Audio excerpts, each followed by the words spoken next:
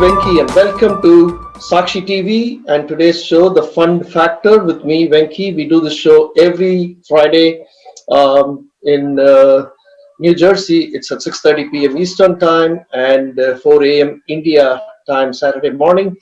The Fund Factor show is all about your finances, your taxes, your investments, your savings, and everything related to your funds.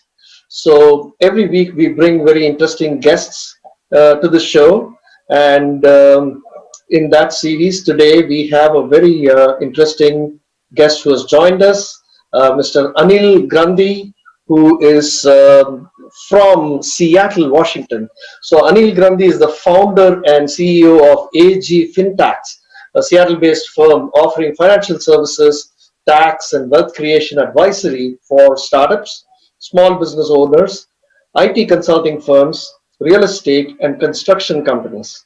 So AG Fintax offers bookkeeping, CFO, controller services, including building a dynamic business and cash forecasts, month-end financial package, etc., to help management in making informative and timely decisions. So Anil has over 15 years experience in finance and accounting and taxation, with international work experience as well in the US, Africa, and Asian countries. Also, most importantly, Anil has worked with large corporations like Amazon and Sun Edison. So welcome to the show, Anil. Thank you so much for joining us in such short notice, and very, very nice to have you here. Thank you. Thank you very much, Venki. I'm so glad and privileged to be on your channel. Uh, Thank you very much. Thanks for this opportunity. Awesome. So today, Anil, and for the benefit of our viewers, we are going to be talking about PPP, the Paycheck Protection Program, and the EIDL, the Economic Injury Disaster Loan Program, all part of the CARES Act. So the PPP was basically established in late March to help small businesses and nonprofits which are hurt by the coronavirus crisis. So the program received $670 billion in funding, and Anil, you can correct me if I'm wrong, through the total of $2.2 trillion CARES Act, right? And Yep. about 484 billion in the relief package that was released in April, if I'm right. Mhm. And you can correct the numbers, but looks like the latest news is that the House just approved a bill that gives small businesses a little more time to use the PPP loans and lets them spend a little less on payroll as against what was originally told earlier, that I think they were supposed to spend 75% of the PPP loan in payroll, and Yep. they had to do so within 8 weeks. So this is today's news. So let's hear it Yes. from you. I'll stand corrected if any of the information I gave was incorrect. Very good. Very good. I think you covered all key nuggets you covered, and they are really they are accurate. Good. Yes. And I shall say that this CARES Act is an amazing act, which is around 800 pages size, and it's an Mhm. amazing. It was never before and ever after, I shall say, amazing. Who will give free money in our life? We don't even get free money even for $100. But now many of my clients are getting few millions of dollars as free. It's like free is forgivable. It's a forgivable loan. It was never before and ever after, and I'm so glad. I'm so glad that I'm able to help so many small business owners who are struggling in this pandemic. It should And really, really feel good, right? At this point in time, doing what you're doing in terms of, even advising small businesses that, hey, there is hope. The government is giving money, and I'll get it for you. yes, correct. And it's a lot of satisfaction, as you said, because Right. I know I have many restaurants as my business or as my clients. So they are struggling, and still few of the restaurants are not even opened yet. But still, there is a hope that yes, they have some money now, and I'm so glad that I'm able to help them in this pandemic. So that gives a bit hope. Even recently in Portland, in one of our Indian community, one of the restaurant owner, he did suicide because Oh, just a business, he got into the crisis all of a sudden. So then, of course, we are helping him. That's a different story. But like this, there are many restaurant owners are in the problems. Not only restaurant owners, there are many small business owners, I should say, who are basically on retail industry like restaurants or salon centers or what do Grocery you call store. them? The grocery store, not grocery stores are okay, doing better because few grocery stores are open, and but cleaning centers like cleaning services, those are few business owners that really got into a lot of problems, and it will take few more months also to come back actually. So, but definitely for them, this loan is really a bit hope. Yes, that this money, the PPP loan funds, really help them to take a breath and survive for more time. So, and we hope the things will do better. And of course, as the country is getting open, I hope everyone will be back and the business will be back in very short span. We are expecting economy will jump back much faster rather than taking a lot of time. And that is the hope, right? That is what everybody is hoping. Everybody wants to go back to work and wanting for things to go back to normal. Yes. But here's the thing: you mentioned that like there is no free lunch, there is no free money, but government is giving this money. It is going to be forgiven. Now, Yes. there are certain criteria and caveats to this, right? For it to be forgiven. Otherwise, you have to return the money. Yes. So, Hmm. walk us through that, please, Anil. Okay. So it's correct. I mean, as you said, for initially every business owner got this as a loan, which will be which has to be repaid within 2 years. However, if you can use these funds for the given purpose, they have listed down for what purpose eligible expenses. As long as if you can use the this loan amount, loan proceeds for the given purpose, then yes, money you don't need to give it back, and the entire amount will be forgiven if you meet the conditions. And there are few conditions here. I shall say, first of all, it starts with the payroll because the purpose, the loan, the program itself is paycheck protection program. The objective is to help to protect employees so that we will not, the business owner will not terminate any employees, so that employees can get paid with the support from this PPP loan. So the first, to meet the condition as of now, as per the current conditions, okay, we have to use the money. Business owner the borrower has to use at least 75% of this money for the payroll to get the forgiveness. So an example, if a person got 100K, $100,000 as a PPP loan, and if he's applying for if he used the entire $100,000 for the given purpose, and if he used the money at least 75% for the payroll purpose, then the entire $100,000 will be forgiven. And many people think, even many of my clients ask me, so is it mandatory to use the funds 75% for the payroll? It is like it's a clarification here. If- Example out of 100, in this example, out of $100,000, if you use only maybe $50,000 used for the given purpose, in that $50,000, whatever you use, you will apply for a forgiveness for the forgiveness to the lender. In that $50,000, you should spend 75% for the payroll. It is not like out of not for 100,000 on the total forgivable amount, 75% you have to use it for the pay. Got it. So yeah, so and if what happens if you don't use the money for the given purpose, or if you don't meet the conditions, there are different conditions. In that case, the money won't be forgiven, and it has to be repaid within 2 years with 1% interest, and the EMI will start after completion of 6 months, not before that.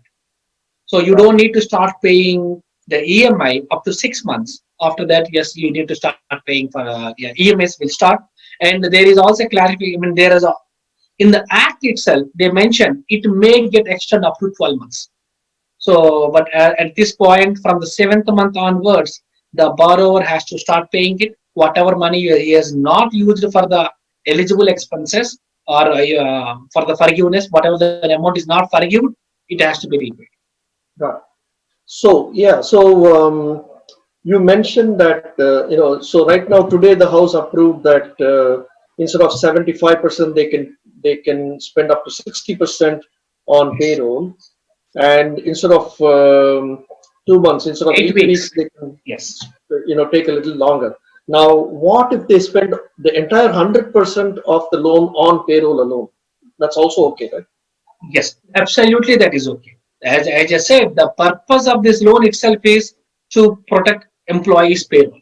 So yes, 100% you can use it for the payroll. You should be good. And as you Um, said, still the House has not approved, but Senate is yet to approve this extension proposal. okay. So it is not yet approved, but we are expecting as of now House approved to extend 8 weeks to 24 weeks. So which may be around 6 months, from the 2 months to 6 months approximately. So and the loan has to be repaid within after 5 years. I mean, 5 years or even more than that. It doesn't need to be repaid within 2 years. And the payroll, I mean, they can use at least 60% instead of 75%. Even they, as long as they use at least 60% for the payroll, that should be okay. But the Senate is yet to approve this, and we are expecting few more changes when the Senate is approving it. Senate is approving it, and after Senate approves, Treasury and SPA will be giving few more guidelines. Uh, So there is just still a lot more we are going to see. So, and it's not ready at this point. okay. Okay. So, when does one start tracking the use of the PPP funds? That from the day they receive it, or is there a specific date when they Okay. start tracking? Yeah, this is very good, and SBI has given guidelines on this interim guidelines. There are two types. The period. We're talking about the period. So from when I have to start tracking my expenses for the forgivable. So there are in this junction I need to talk about. I would like to talk about two periods, which is covered period, alternative covered period. So what does it mean? Covered period is the day when you received funds. From that day, you have 8 weeks, which is around 50, which is 56 days. You have to spend this money. So, and there are many more conditions again, how much money you can spend and everything. But regarding the period, this is the covered period. So, an example, uh, if you got money on May 10th, and if you are paying salary on May 15th for the prior period, which is in April 1st to April 31st. So in this example, the salary, whatever you are paid, the paycheck on May 15th, the entire amount is not forgivable Oh, because the pay period is April. So generally what we do after the end of the month, we do the paycheck. So in my example, May 15th, you do the payment for the April month. So that is not covered. But it starts from the May 10th only. So till May 9th, if you accrue or if you incur any expenses for the payroll, that is not covered. But from the May 10th onwards, yes, it is covered. So from the May 10th onwards, whatever payroll you have, it is covered. But again, there are some conditions here. The maximum a person can avail take annualized salary is only $100,000, which turns to $15,384 for this 56 days, which is nothing but $100,000 divided by 52 into 8. This is for the 8 weeks. So if any employee is getting more than $100,000 as a salary, an example, if an employee is getting $130,000, so for the forgiveness calculation, we have to, there is a cap at $100,000. So the maximum, even you would have paid more than $15,384 for this employee in the 8 weeks, still entire amount is not forgivable. Only 15,384 is only forgivable. So this is okay. about the covered period. Then coming to you, they have also introduced alternative covered period. How does it work? If your payroll, either the payroll cycle is bi-weekly or more frequently, Mm-hmm. then you can opt for the next coming pay cycle, pay period, the next coming starting pay period. You can take it as a covered period here. In this example, in the same example, if we talk about on May 10th, if you got the money, and example on May 14th, the next pay cycle is starting, you can take the May 15th, and the cover period starts on May 14th. From there, it is 8 weeks. So you have an option. But this option is not available for everyone. Only if you are running bi-weekly payroll, then only it is available. Okay. How does it impact, let's say it's a two-member partnership LLC, and their owners are drawing. They're not on payroll. They're not writing paychecks to themselves. They're just drawing money from the business. How does it apply to them? Okay. So this is called self-employed. So where you don't have an employees. Okay, you if it's an LLC, assume it's an LLC. And if there are no employees, how does it work? Based on last year Schedule C income. So generally for an LLC, we file Schedule C. I hope we're talking about LLC and not SCOT here. If it is an LLC, we file Schedule C here, basically as part of the tax return. So how the forgiveness calculation works? You just take the last year income as per Schedule C divided by 52 into 8. That's it. You don't need to run a payroll. You don't need to withdraw money. It is a by default. You directly get the flat forgiveness. You will get it. And an example on as I know many self-employed people, they got loan of around $20,000 because they got loan based on the Schedule C income of the last year. When they do the loan amount, when for the loan amount calculation, the calculation was done like this: Schedule C income divided by 12 into 2.5, which is 2.5 months of salary. So they would have got, if and the maximum is $100,000. So if you do the math, approximately $20,000 is what they are going to get. But in that, the forgiveness calculations are different from loan amount. So because there is small difference. So for the forgiveness calculation, the formula is Schedule C divided by 52 into 8. So there is a small gap between those calculations. So that amount they can use it for other eligible expenses, non-payroll expenses like utilities, rent, or interest on mortgage liabilities. And they can also use it for employee medical benefits if there are, but in this case there are no employees. But if a business owner has any health insurance premiums, anything, they can avail it. Then retirement contributions. So all those things they can use it. But the maximum is, the difference after the base calculation, they can use the difference for these purposes. Got it. Excellent. So there are some small businesses who had maybe 10 employees or 15 employees. Now, when the COVID pandemic hit, they couldn't conduct business. They may have laid off some of those employees, right?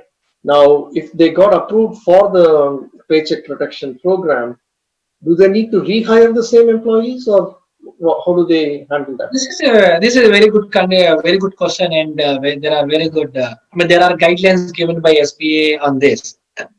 So to get this forgiveness amount, there are 3 tests we need to pass, or 3 tests we need to go through that.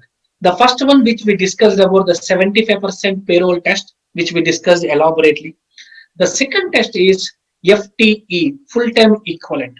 So before the pandemic, as of February, for the January and February, how many number of employees you had, you have to maintain the same number of employees now in this covered period. For suppose, if you don't maintain it, if the number goes down, proportionately the proportionate percentage, you will lose the forgiveness amount to that extent. And if at all, if you rehire the person, if anyone left, and if you rehire any other, if you rehire the same person before June 30th, then you don't lose the forgiveness amount. Example, in our example, if there were 10 employees, 2 people were terminated. and if you rehire them by June 30th, then they don't lose. We don't need to lose forgiveness amount.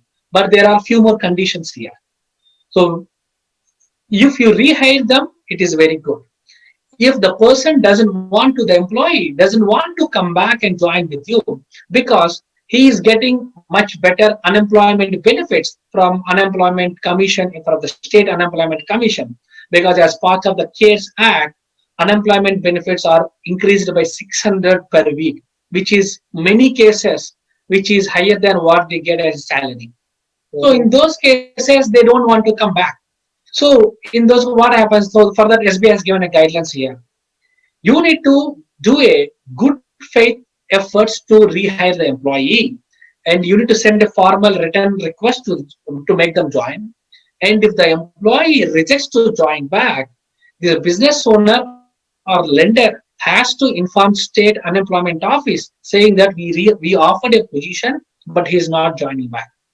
In that case, only if you do the if you only if you follow all these steps, then there won't be any impact on your forgiveness calculation. Otherwise, you will lose the money, whatever the proportionate amount you are going to lose. Okay, And there but are few more exceptions. Yes, sorry. no problem. Basically, in a situation like you mentioned, where the employee is getting unemployment benefit, so he or she doesn't want to join back the job because the pay is lesser than what they're getting in unemployment.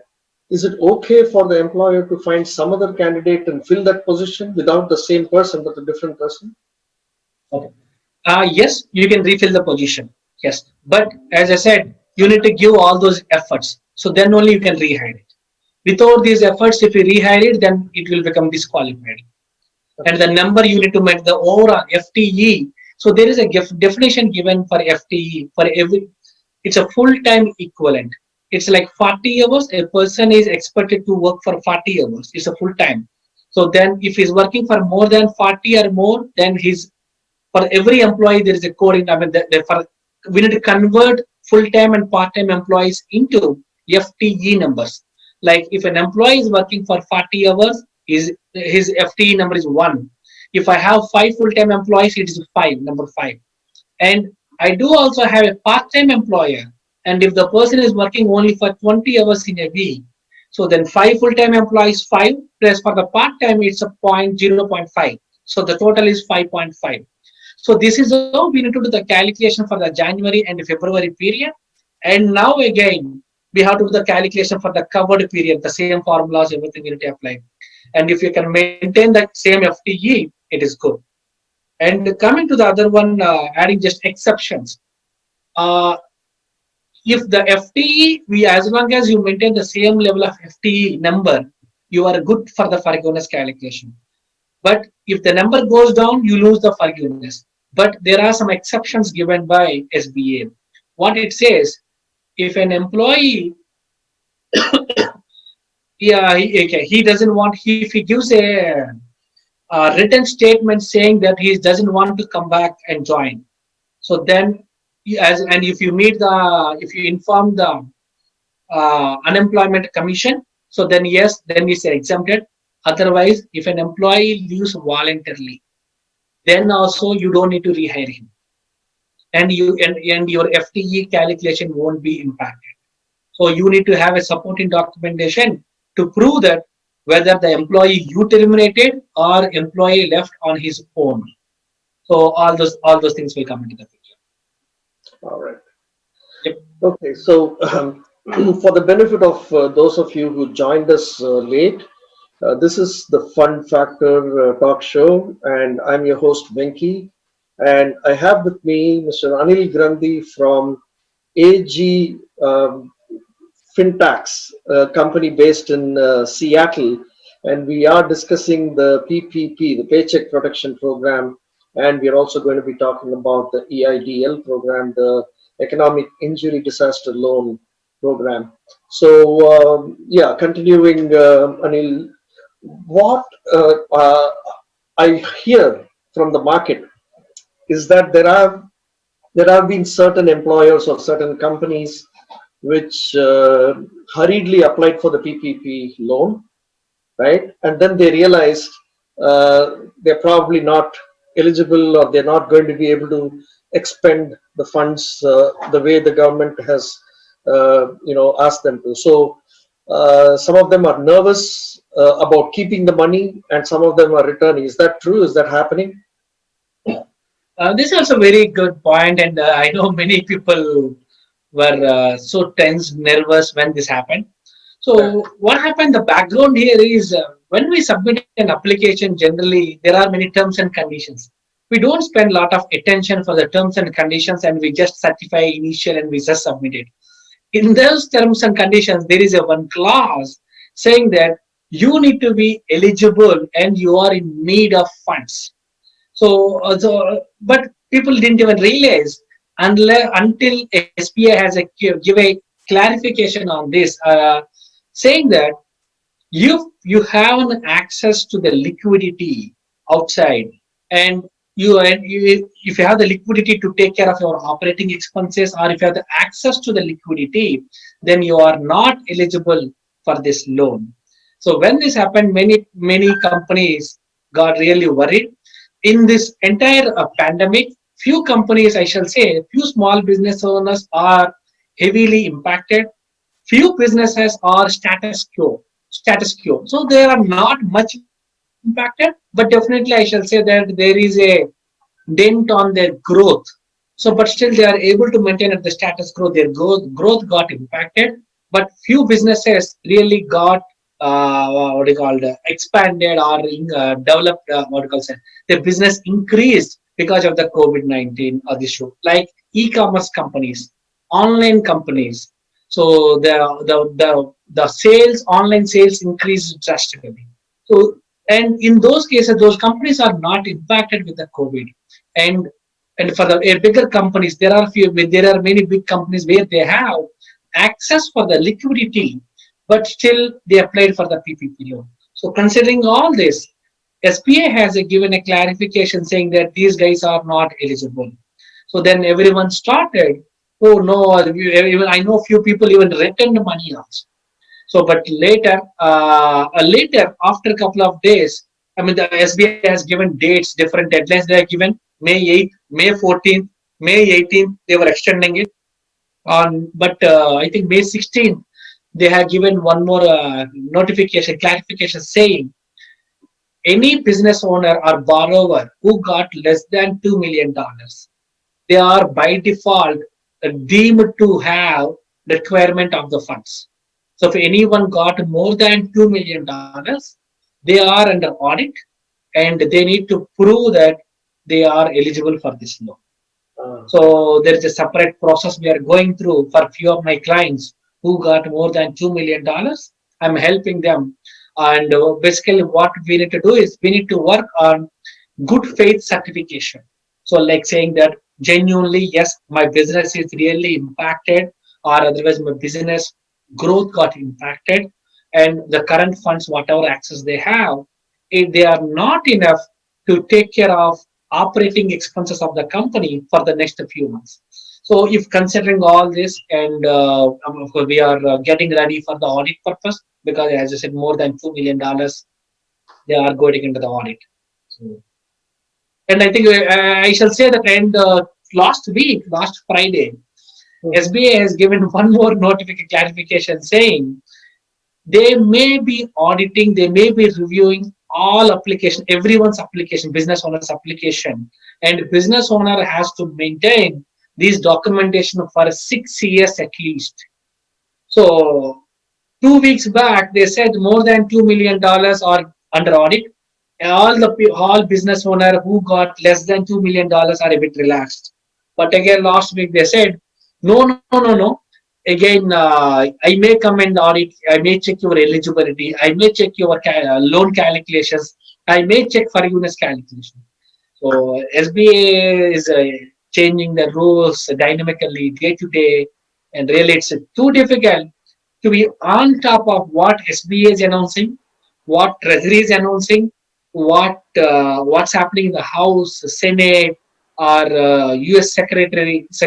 All that we have to follow all these news to stand on top of what's happening. but you never know what IRS can come up with later. But as of now, fortunately, IRS has not come into the picture. Even SBA said audit, but it's an SBA audit and not an IRS audit. But we don't know what's going to happen. You never know, right? We never know.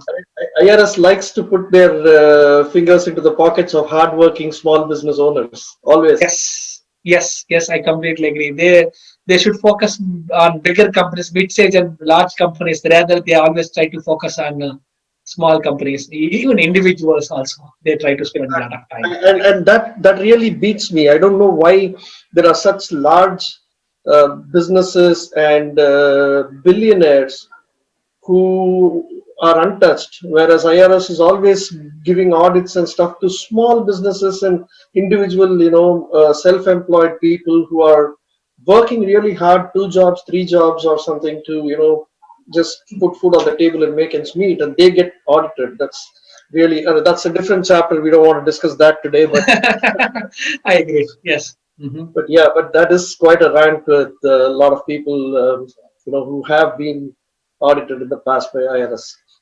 So again, one other question that I have received, and you might have already touched upon this partially or fully. What if I don't use the funds for payroll or rent, utilities, or interest payments? So that would simply mean you have to return that money, right? Yes, correct. Technically, you need to use this money only for the given purpose, like payroll, utility, as you said, payroll, rent, utilities, and interest on mortgages. Even after covered period, you are supposed to use only for the given purpose. Right. So within 8 weeks, whatever money you use, you get a forgiveness. If any money is left over, yes, you can use it for this purpose after the 8 periods also. But if if you are using this money for anything other than these four activities, then technically you need to refund this money completely. You are not authorized to use this money for any other purpose. Okay. Okay. So So that is the reason why I always recommend my clients to keep all these funds in a separate bank account. Don't mess it up these funds with your regular operating account. In our regular operating account, we always have so many transactions, debits, credits, inflows, outflows. So if you can maintain a separate bank account, it is easier to even lend in, or for SBA for any future audits, reviews. It's much easier to submit it. Yeah, this is what the money you have given. This is what the money I have used. This is what the leftover. It's very easy to tell them. And the leftover money, if any money is left over, I recommend you guys to refund it, or otherwise use it only for the given purpose. Don't use it for any. You cannot use it for your to buy some equipments, or you cannot use it to repay some debt. okay, and definitely not for a vacation. Definitely not. Yes, and now people are not ready to go on vacation at this point. I don't think anybody wants to go on a vacation till at least December of this year. Yes. Yeah. Anyway, And so yeah, and a few businesses who are near to those vacation areas, like in Orlando or the next to the amusement parks. I have few clients like that who are really impacted, and they don't know when the things will be back. Even there are restaurants. Even I have few Indian restaurants. I know otherwise few other small business owners. Their business is mostly on those amusement parks. I mean near to these areas, and we don't think that will be open back. I mean, even they open it, the business won't be back completely, at least for the next 1 year. mhm, I think the winter has to be completed. Then only the next year things may come back to the neutral. okay. Okay. So we are in this for the long haul. Yeah. Now, coming back to that PPP, and I'll just ask just one or two more questions on that, and we'll go to the EIDL. Did you have any presentation that you wanted to show or anything? Any slides? Yes, I think, but we covered most of the points already in the Mhm. presentation from the presentation. I think we covered. I think we don't need to. But if you want, I have the presentations. I have been giving so many webinars, so I can Oh, give that's it to fine. you. I think your Yeah, I think we covered most of the did it points. really nicely. Yeah. So Yeah. I think our people who are watching will be able to follow everything. So one of the questions is, what documentation should I use with my lender to show that the money was spent according to the regulations? Excellent. Very good question. So documentation is the key to get the forgiveness.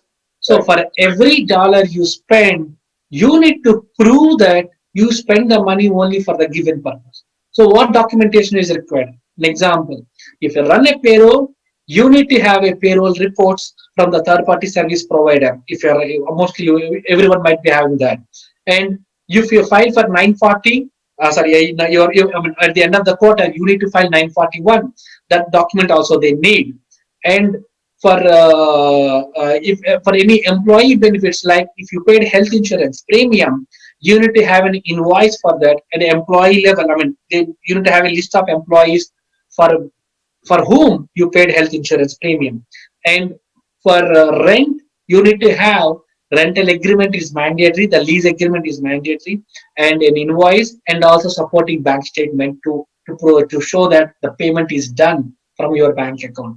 In the same way, for the utilities, you need to have an invoice for that for the utilities, and for the rent on interest on mortgage payments. In that case, you need to have the mortgage documents. And there is a clause here. All those either rent, utilities, or interest on mortgages, those obligations has to be. I mean, like example, interest on mortgages. The mortgage has to be in existence as of February 15th. In the same way, for the rent and utilities, those services or the lease agreement for the rent has to be in place as of February 15th, 2020. An example, if you got something new property now for rent, that is not allowed for this forgiveness calculation. And the if and the every lender to lender, the conditions also may change. Like example, Wells Fargo may ask for few more additional documentation, or Bank of America may ask few more additional documentation. So, but there is a no clear guidance given by SPA what documents are exactly required. But in simple terms, but we need to prove that money is spent for the given purpose. So the lender will guide you in more detail what exactly they are looking for. So you need to check with your lender in more detail to ensure that you have all the documentation. And I think the lender should be able to provide checklist on the supporting documentation what they need. Okay. Okay. Now, there's also the thing that you mentioned that ideally one should open a separate bank account for the PPP funds. How easy or difficult is that process? Let's say a small business, an LLC, two-member LLC already has a business checking account. Um, Now you're suggesting that they go and open another business checking account in the same bank or a different bank. What do you suggest? Yes, I recommend to open a new bank account, and the bank account can be anywhere. It can be the same with the same business account, or otherwise the lender from where you got the money. So you can open the bank account wherever you want. But the objective is to track all the expenses as detailed as possible. The more the clear, the better. That's it. And you can open a bank account, you can close a bank account later. It won't impact any of your credit score also. So what I recommend, you would have got your money in your operating bank account. Open a new bank account, transfer the money, whatever money you got from your operating account to the new bank account, and use the money only for the given purpose. At the end, it's very easy to track all the expenses. Yeah, yeah, yeah, but that really makes a lot of sense because it's simple, straightforward, it's easy to track. Take the Yes. printout of the statements of that particular account and show it to SBA, and you're in good shape Yes, correct. Yep. for Mhm. forgiveness. So when does one start the process of applying for forgiveness? It's not an automatic process. You have to apply, right? Yes, you are right. Correct. So, 2 weeks back, SBA has released forgiveness application, but the bankers have not yet started taking the applications yet. No bank has confirmed yet after the covered period, which is 8 weeks, by when you need to submit your application. It's not yet clear, and we all are waiting for that. And we need to work with your lender. we think the dates may change based on the lender. Some lenders may ask for 30 days, some lender may give 60 days. So, but the template is already available, the application format is available. I think once the dates are announced, then yes, we need to work Right. with our lender on this. Okay. All right. So that's all I have in terms of PPP. But if I have missed anything that you want to talk about, please do go ahead. Sure, definitely. And what I say is, apart from okay, as just I want to continue this after you submit your application, maybe after 60 days or 30 days after the completion of covered period, then lender has to give the decision within 60 days whether the amount is forgiven or not. So on average, from the A to Z, if you see after you got the loan funds, altogether it may take 5 to 6 months for the entire to complete the entire cycle. So till that point, you don't know whether the funds will be approved or not. And my recommendation to the people, business owners and borrowers are track expenses very closely. Don't use the money for any non-approved expenses. And from the day one, ensure that you maintain it somewhere, you track, you write, you build your documentation, you track all the expenses. There are many Faragoonas calculators are available, or I mean, you can contact me for my Faragoonas calculation, which you can get it from me, and you can start tracking all the expenses. But and do the there are some complexity. As I said, there are three tests we need to maintain. Number first one is, as we discussed, the 75%, and 75% money has to be used for the payroll. The second test, FTE, full-time employee, full-time equivalents. You need to maintain the same full-time equivalent number from the previous period, which is a base before the pandemic, that is January to February. And the third one is, the employee level salary has should not go down by 75%. I know many business owners, they reduce the salary numbers, or the hourly basis the salaries have come down. Yes, you can reduce considering the business is not doing great, or considering the economic uncertainties. If you reduce employee salary a bit, it is okay, but it should not go down by 75%. If it's low, if it goes by less than 75%, then there is an impact on forgiveness calculations. So you need to consider that point. So those three tests are very important. So in all our calculators, everything is captured. So we have, and SBA rules are changing dynamically on day-to-day basis. They are releasing new clarifications, notifications, rules, interim rules. So be on top of that, and we hope this new law, the amendment for this PPP loan, will be passed in the Senate in the next week. So that if that is the case, then you have more time to spend money. And I know a few restaurants or few other small business owners, they have not even opened completely, and there is no way they can spend the complete money whatever they got. But now, fortunately, they may be getting more time to spend this money. That will be really a good relief for many small business owners. Nice. Nice. So now that leads us to the next part of it, which is the EIDL program, right? The Economic Injury Mhm. Disaster Loan. Please tell us about that, Yes. and the criteria, the eligibility, and so on and so forth. Yeah, sure. So, economic injury disaster loan. This is a 30 years loan for a small business owner, and it's a 30 years loan. And who are eligible? All small business owners are eligible, except there are some exceptions. So, like the real estate developers are not eligible, and some insurance agents are not eligible, and not insurance agents, sorry. Multi-level companies or multi-level companies are not eligible to apply for this loan.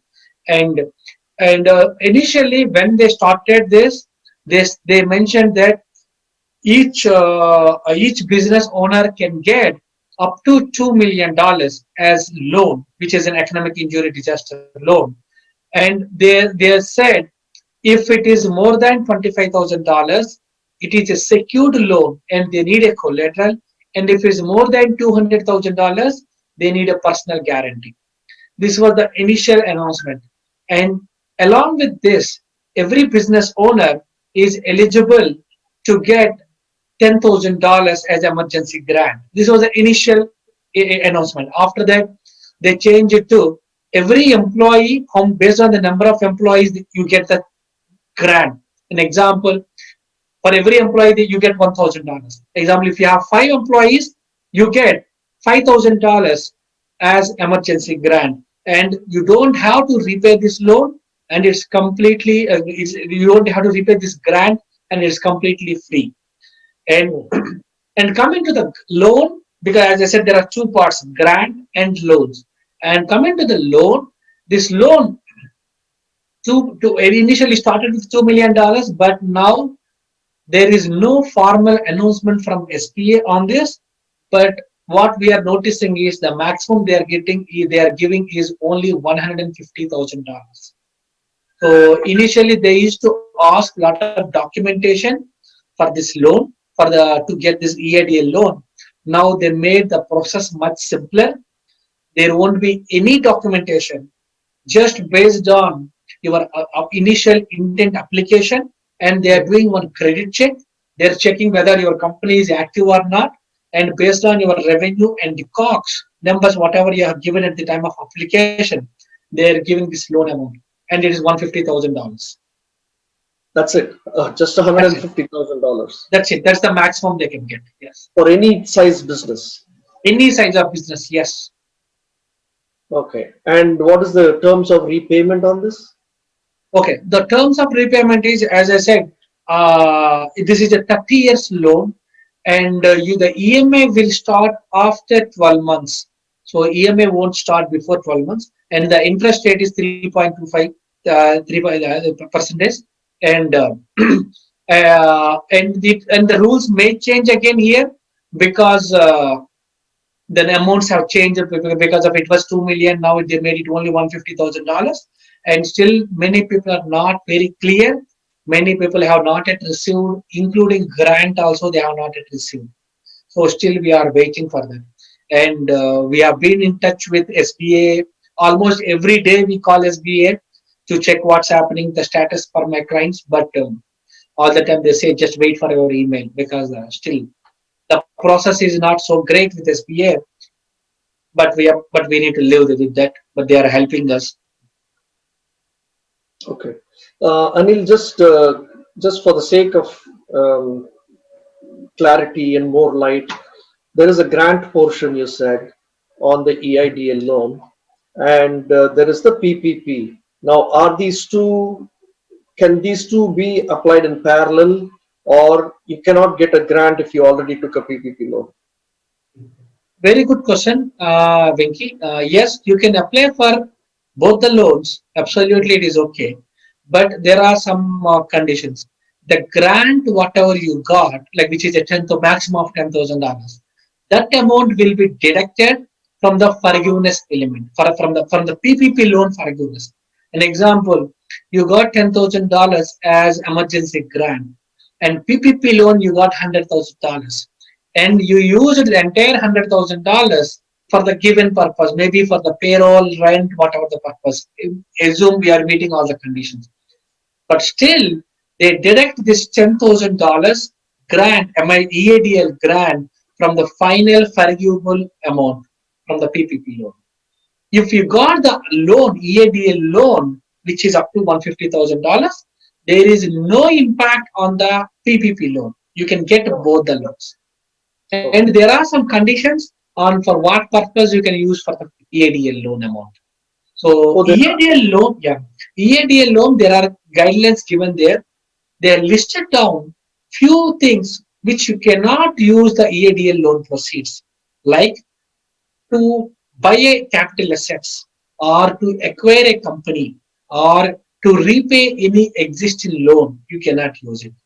However, you can use this money for any operating expenses of your business. It can be accounts payable, rent, or maybe any other maintenance expenses or salary, anything you can use it. For any operating expenses, you can use it. But what I recommend, if you got both PPP loan and the ADA loan, first 2 months you use PPP loan amount for the payroll and other expenses, for the payroll, rent, utilities. After the 2 months, you can use this UADL money for the payroll and other expenses. So if you can plan it properly, then there won't be any issues. And as of now, there are no guidelines given completely how to use both together. What are the restrictions we have on usage of these loan proceeds together? We SBA may come up with some guidelines there. If you got both the loans, what to do?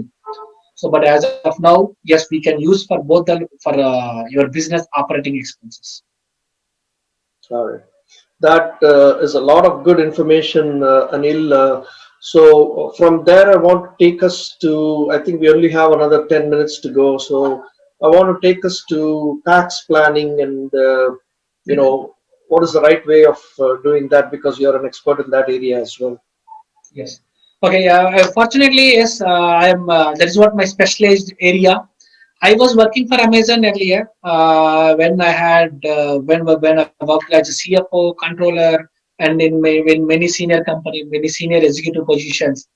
And after with that my experience, when I was working in Amazon, Amazon used to pay zero tax on their income. 2018 Amazon income net profit was $11.6 billion. The tax they paid is zero. The federal Wow. tax they paid is zero. So then that triggers me a lot. At that time, I was working in Amazon full time. At that time, I took a decision. Why can't I extend my service to the small business owners with all my experience? Then I quit Amazon. Then I started. I wrote some books on tax planning strategies in US, and I started helping so many business owners on tax planning. Yes, Okay. tax planning. I think we can have one more session on the tax planning on some other day. But here, so they want the basic thinking a small business owner thing, whatever they spend money through the bank at the end of the year, they look into their bank transactions. Hey, I got $100,000 revenue. I spent $70,000 on different expenses, and this is the bank statement. The balance $30,000 is my profit. I need to pay taxes, and they go to a CPA asking them to file a tax return. But interestingly, that is not the way you should run a business. If you are doing a business like that, you are overpaying taxes. There are many other ways where you can save taxes. But people don't realize it, and most of the CPAs don't have a lot of time to go through and to spend a lot of time with all the business owners, because tax planning is like a next level of expertise. Okay, Mhm. so I mean there are few tips I can tell. So when you're running the business, enjoy. If you have a family members, try to make them your business partners, or make them as add them as a board of directors. If you have a kids, explore if your state allows them to take them as an unemployment, so that it is an opportunity for you to train your kids. When your kids are 14 years, 15 years, or 12 years, don't let them sit idle. You give an employment in your company if you're a small business owner, and train them, give an opportunity for them to think out of box, encourage their creativity, and of course, in this process they make money, they earn money, and when whatever the salary you pay, you don't need to pay any social security taxes, payroll taxes for those salaries on the kids to the kids, and up to $12,000 they don't need to pay any taxes. So one way you are saving taxes, and the other way, you are training a next entrepreneur. So if you train your kids, maybe for till from 20, 13, 12 or 13 years till 20 years before he completes his graduation, by the time if you train them, then send him outside into the market. Then think how much experience he has. So this is a great opportunity. Many business owners don't focus on this area. I strongly recommend business owners to look into this area. Anil, this was a phenomenal tip that you have just given. I have not heard anybody give this kind of a tip. So it is absolutely intriguing. I do want to have another separate session with you on tax planning. But in the meanwhile, we only have 2 minutes to go. If you have any quick, closing thoughts in a minute, if you can wrap up, that would be awesome. And also, So please do give your contact information in case people would like to reach out to you. definitely, definitely. So, yep, as I said, I think, yeah, yes, I think, I mean, the forgiveness calculations are very important. Don't think that, okay, you got the money, PPP loan, but from now, you need to ensure the amount is forgiven. You don't do, ensure that there are no mistakes, ensure that you are not missing any recent updates or any interpretations. Otherwise, you may lose your forgiveness money. Now, the loan, when you got the loan, you might have spent maybe 1 week or 2 weeks to get the loan. But to get the forgiveness, you have to spend few months. It is a long, lengthy process. So in this process, ensure that you are not missing any headlines or anything, any important announcements in respect to your forgiveness. Yeah, and if you can follow me my Facebook page, then it's much easier. Just all updates will be posted there. You don't need to go and spend a lot of time on SBA or Treasury or White House. All the guidelines, just follow it my page, FP page. All updates will be there. I do also have a lot of WhatsApp groups where we have been updating with all the CARES Act announcements. So we are very much happy to do that. And here So are my contact details.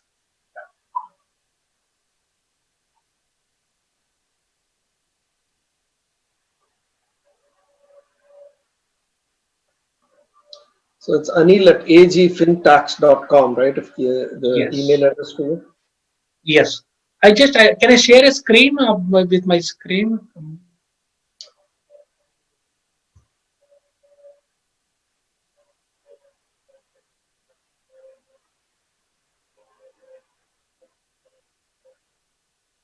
Are you able to do that? Okay, that's all Okay. right. What we'll Okay. do I is, mean, let me try. If not, yeah. Okay. No, I'm not able to share the screen.